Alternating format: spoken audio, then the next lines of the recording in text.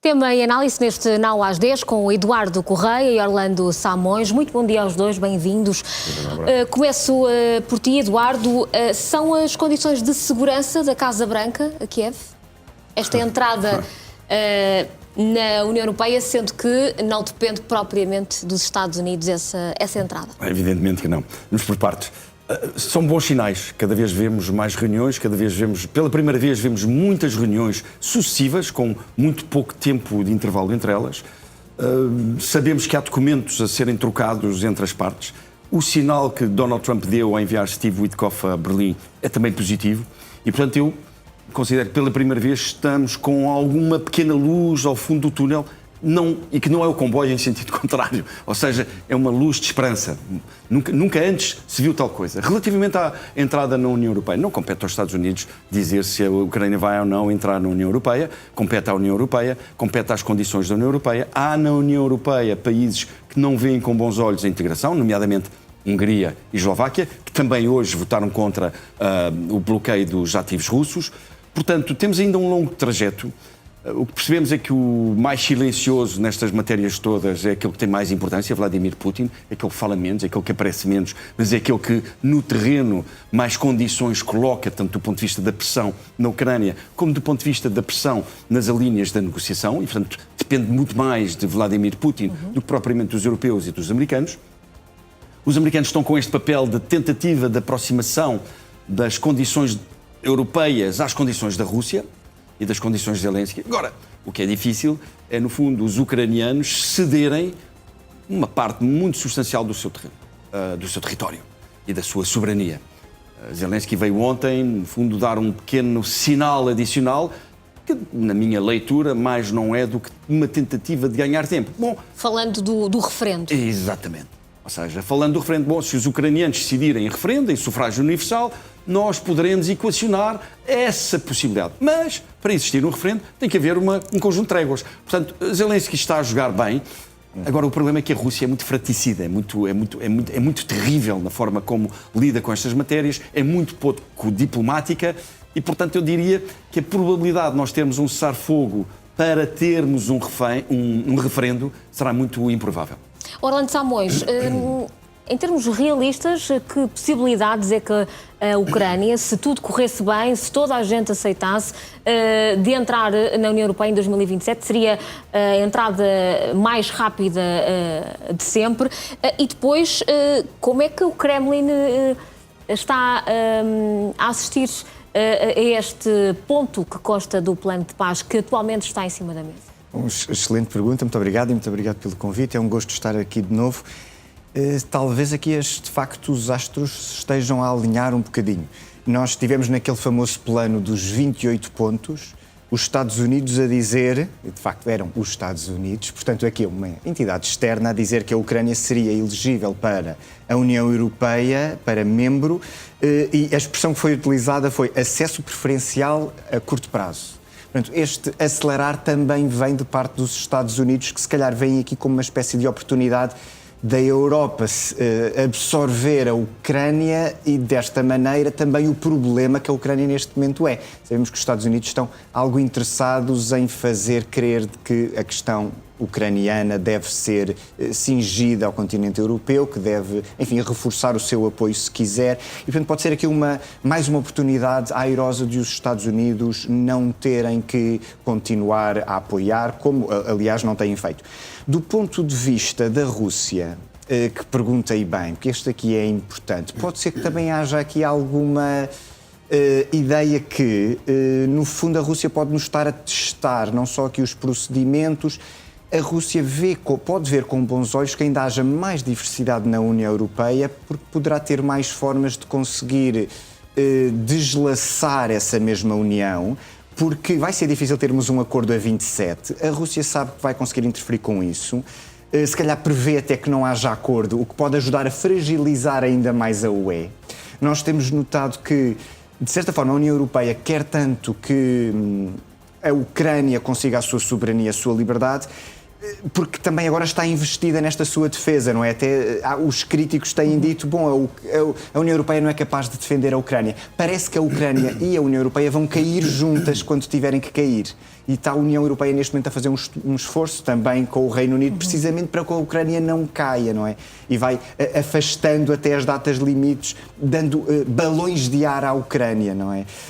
Através destas conversas todas que temos visto. E se calhar também porque a Rússia se calhar pode ainda vir a dar como moeda de troca essa entrada de uma certa paz, um certo cessar-fogo, mas em troca de uma Ucrânia que já não teria as mesmas fronteiras ou que já teria outra liderança. Claro. Aliás, foi falado e bem, esta questão da manobra de Zelensky, que foi muito arguta e muito inteligente, de dizer eleições, claro que sim, mesmo em guerra, bom, mas para isso eu preciso de garantias de segurança e realizar um referendo não é fácil. Nós sabemos que muita gente, milhões de pessoas, saíram da Ucrânia. Isto também em termos internos também tem aqui a sua importância estratégica. Dá-lhe e o Presidente sabe disso uma mesmo. aura de democrata e de democrata que é, pelo que assim consegue para já comprar mais algum tempo e ir explicando aos Estados Unidos eleições sim, mas é preciso garantias de segurança. Foi uma maneira ardilosa de dar a volta, enquanto que os Estados Unidos dão a volta de outra maneira, que é, já que a Rússia quer tanto o Donbass e os Estados Unidos não estão interessados em defender as partes do Donbass, pelos vistos são importantíssimas para a defesa da Ucrânia. E repare-se que Zelensky faz imensas viagens, não é? Isto entre Londres, Paris, Roma, passa por Kupiansk, passa pela linha da frente, teve 1 quilómetro da linha da frente, ele faz um vídeo em que se ouvem as bombas. E com o telemóvel, exato, com o telemóvel. E agora parte para Berlim, depois de ir a essa zona. E o que é que os Estados Unidos querem dessa zona que está a ser tão difícil, mas que é a resistência da Ucrânia que está ali? Chamar-lhe uma zona económica livre, não é? É uma maneira de conseguir... Sim, em termos de comunicação, foi uma jogada de mestre de Zelensky, esse momento que foi amplamente divulgado? Sim, mas é das duas partes. É que Zelensky pode, através desta... É uma zona económica livre, mas é também uma proposta de desmilitarização. E aí essa parte ele não vai comprar. Se for para ser uma zona económica livre, ter um estatuto diferente, mas com garantias de segurança, nomeadamente das empresas que forem para lá e possivelmente norte-americanas, aí se calhar é um bocadinho diferente. Estamos aqui, de facto, em vários tabuleiros e tentar organizar um conjunto de vontades difíceis, mas, como disse a peça e bem, aqui as etapas, não é? Saltar as etapas da adesão é difícil. A Ucrânia não tem um sistema judiciário ainda independente, isso é parte fundamental da separação de poderes. Sabemos que o combate à corrupção também ainda está muito limitado, pelo que é difícil, não é? E como é que ficariam os outros Estados que já há mais tempo colocaram essa sua candidatura à adesão e que estariam a ser ultrapassados? Eduardo Correia, concordas com a ideia de que Zelensky está, de alguma forma, a encontrar aqui uma forma de sair das negociações de paz sem ser responsabilizado pelo seu fracasso? Não, Zelensky não pode ser responsabilizado pelo seu fracasso, porque Zelensky tem sido, se quisermos, a face visível da magnífica e inesperada capacidade que os ucranianos têm de ter resistido mais de 3 anos e meio. Atenção, a invasão começou em fevereiro de 2022, estamos-nos a aproximar de fevereiro de 2026 e o que é facto é que os ucranianos têm resistido e, portanto, Zelensky é, se quisermos, o líder dessa resistência e, portanto, o mundo admirará e Zelensky ficará sempre para a história como a face e o líder da resistência ucraniana à invasão russa. Agora, Zelensky enfrenta vários problemas. Enfrenta um problema interno, no fundo, os escândalos à sua volta têm vindo a crescer, a sua popularidade tem vindo a diminuir, os ucranianos não se revêem nesta forma de, no fundo, de garantir segurança à volta. A corrupção, eu li um destes dias um artigo muito interessante sobre a corrupção em tempos de guerra.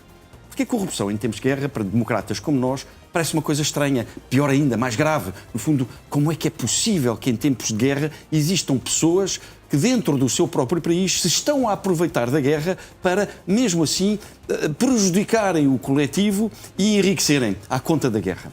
Mas há uma teoria muito engraçada que aliás é uma teoria que vem da análise dos ditadores africanos, é que em guerra os líderes têm necessidade de estar protegidos à sua volta. Há muito incentivo a assassinar pessoas como Zelensky. E, portanto, a forma de segurar à sua volta todo um elan que o protege é precisamente permitindo a essas pessoas que enriqueçam e que não venham terceiros, o inimigo, pagar-lhes para, no fundo. Bom, e, portanto, é muito interessante estas teorias. Agora, o povo ucraniano não tem qualquer interesse nestas teorias. O que percebe é que há uma elite que no fundo tem enriquecido à conta da guerra, que há uma outra elite que saiu, no fundo as famílias mais protegidas do ponto de vista económico saíram, e quem está na linha da frente são os provenientes das famílias mais pobres, mais desfavorecidas. E, portanto, isto tem criado um desequilíbrio interno.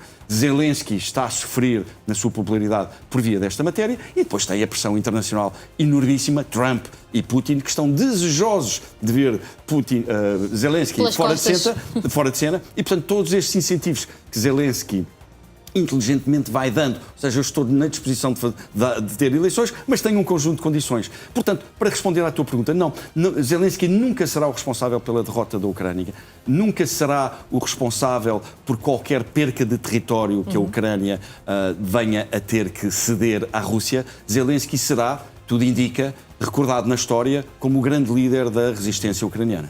Orlando Samões, têm sido vários os apelos, as pressões de Donald Trump, inclusivamente para ter uma resposta até ao Natal. A minha questão é até quando é que a Ucrânia vai conseguir aguentar esta guerra?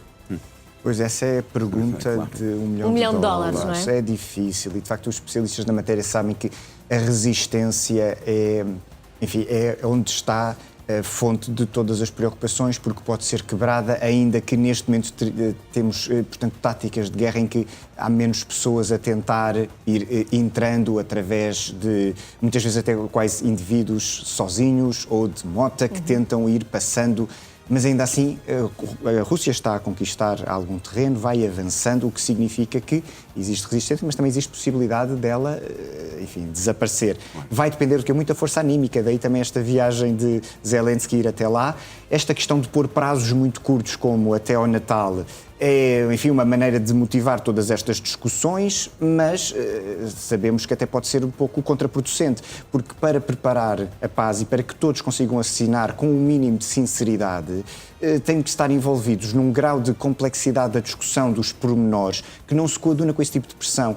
Trump quer resolver tudo muito rapidamente, mas resolver rapidamente é precipitadamente, é de forma atabalhoada. Significa que depois, quando são relidos esses pontos, alguma das partes não fica investida sinceramente e a guerra continua. Trump precisava ter aqui uma equipa que fizesse um trabalho um bocadinho mais, aquele trabalho mais difícil, mais moroso, mais pormenorizado, estivessem dispostos a isso. Eles viajam muito, mas podem estar muito distraídos para com aquilo que é mesmo necessário ter. Pontos cruciais. Sabemos que a Rússia também ainda não se deu nada publicamente que seja, enfim, visível, que seja até plausível, e a Europa tem mais importância do que parece, porque a Europa tem conseguido, de certa forma, fazer com que se atrasasse o processo de cedência da Ucrânia. Significa que ainda conta. Em se mantém as discussões sobre os ativos russos que estão depositados em bancos europeus, nomeadamente na Bélgica, no Euroclear, o que significa que ainda há aqui alguma possibilidade de resistência por parte da Europa, mas que vem por parte do quê? Por parte da Europa ser importante nas palavras e nos seus valores. O tal plano de paz inicial dizia que depois a Ucrânia teria que adotar as regras da União Europeia em questões de tolerância religiosa, em questões de pluralismo.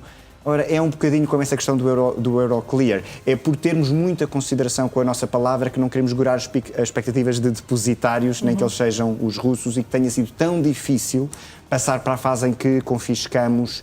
Não fica bem aos europeus, não é? Confiscar ou desmobilizar bens que são de outras entidades, por muito que essas estejam, enfim, a incorrer provavelmente até em crimes de guerra. O que é facto é que nem todos os depósitos são apenas de subsidiários da Rússia, podem ser até de privados. Daí a relutância, daí o tempo que demoramos. Ou seja, de facto, a moeda de troca da Europa é esta, não é? É muito verbal, é muito moral e, portanto, nem sempre a mais ouvida e a mais promete. Muito bem, Orlando Samões, Eduardo Correia, muito obrigada aos dois pela análise. Continuação de bom fim de semana. Até à próxima.